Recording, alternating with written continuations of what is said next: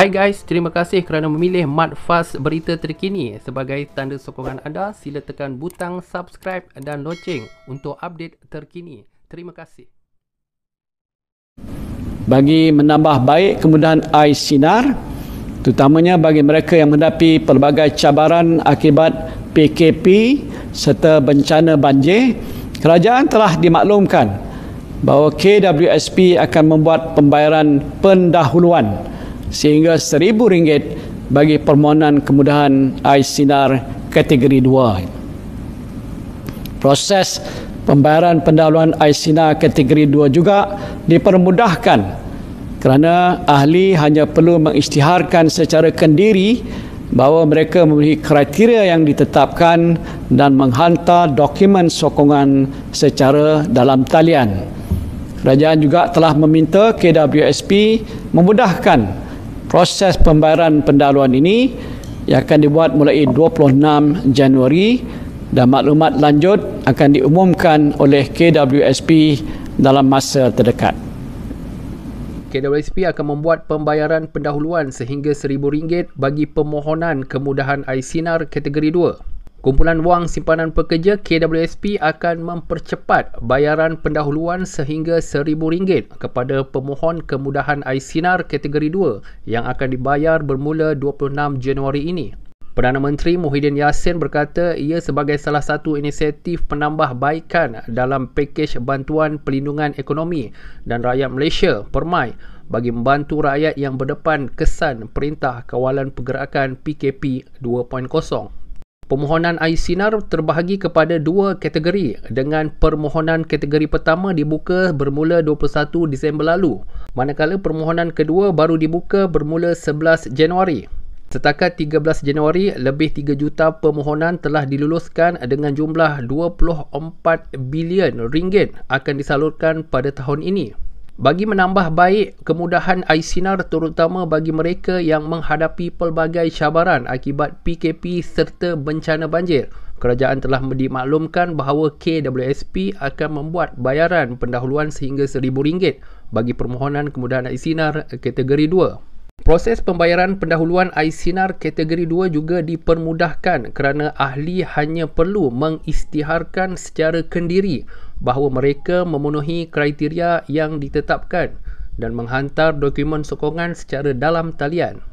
Kerajaan juga telah meminta KWSP memudahkan proses pembayaran pendahuluan ini yang akan dibuat mulai 26 Januari. Maklumat lanjut akan diumumkan oleh KWSP dalam masa terdekat, kata Muhyiddin Yassin dalam ucapan ketika menyampaikan pengumuman khas pakej PERMAI di Putrajaya hari ini. KWSP mengumumkan program air sinar pada 16 November lalu bagi membantu pencarum yang terjejas dengan COVID-19 untuk mengeluarkan wang dalam akaun satu mereka.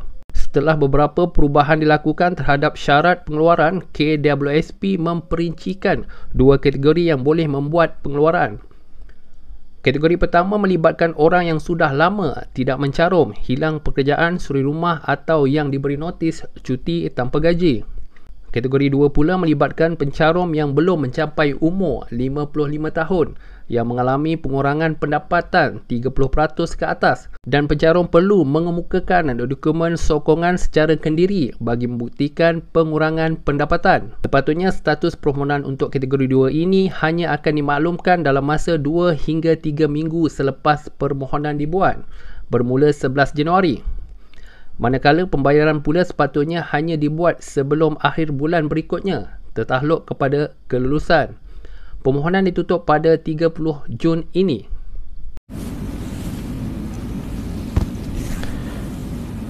Bismillahirrahmanirrahim. Assalamualaikum warahmatullahi wabarakatuh dan salam sejahtera. Rakyat Malaysia yang saya kasihi sekalian, apa khabar saudara dan saudari semua?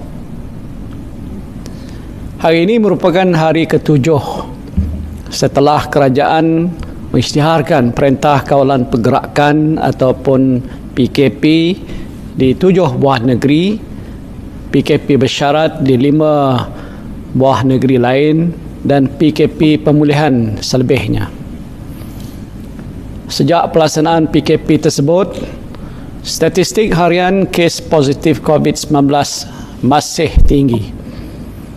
Walaupun bagaimanapun jumlah kes sembuh juga turut tinggi, lebih daripada 75% daripada keseluruhan kes. Alhamdulillah. Saya ingin merakamkan setinggi-tinggi penghargaan kepada semua petugas barisan hadapan atas pengorbanan yang anda curahkan. Memandangkan kedudukan wabak di negara kita masih membimbangkan, saya berharap kita dapat terus istiqamah dalam kawalan kendiri dan mematuhi SOP yang ditetapkan. Sememangnya dengan pelaksanaan PKP, aktiviti ekonomi harian akan terjejas, terutama sekali perniagaan dan perusahaan kecil tempatan. Namun berbeza dengan pelaksanaan PKP yang terdahulu, pada kali ini kita membenarkan lebih banyak aktiviti ekonomi untuk terus beroperasi, khususnya di 5 sektor ekonomi perlu, iaitu penghilangan dan pembuatan, pembinaan, perkhidmatan, perdagangan dan pengedaran serta perladangan dan komoditi. Langkah ini memastikan kelancaran perbekalan keperluan asas harian, perdagangan antarabangsa dan rantaian bekalan pada industri, infrastruktur kritikal dan juga kerja-kerja kecemasan tidak terjejas. Rakyat Malaysia yang dikasihi, semenjak bermulanya penularan wabak COVID-19 awal tahun lepas, kerajaan telah melaksanakan 4 pakej ransangan ekonomi yang bernilai 305 bilion ringgit atau lebih 20% daripada KDNK negara bagi membantu rakyat dan perniagaan dan juga melindungi ekonomi kita. Pakej-pakej ransangan ekonomi ini telah melibatkan 55 bilion ringgit suntikan fiskal oleh kerajaan. Alhamdulillah, melalui pemantauan oleh agensi laksana di bawah Kementerian Keuangan, saya telah dimaklumkan bahawa usaha pelaksanaan oleh 53 kementerian dan agensi-agensi kerajaan telah memastikan lebih 20 juta rakyat dan 2.4 juta perniagaan menerima manfaat langsung daripada pakej-pakej ransangan ekonomi ini. Turut menyokong usaha pemulihan ekonomi adalah Belanjawan 2021 yang diumumkan pada 6 November yang lepas. Belanjawan ini menyediakan peruntukan terbesar dalam sejarah negara, iaitu sebanyak 322.5 bilion ringgit.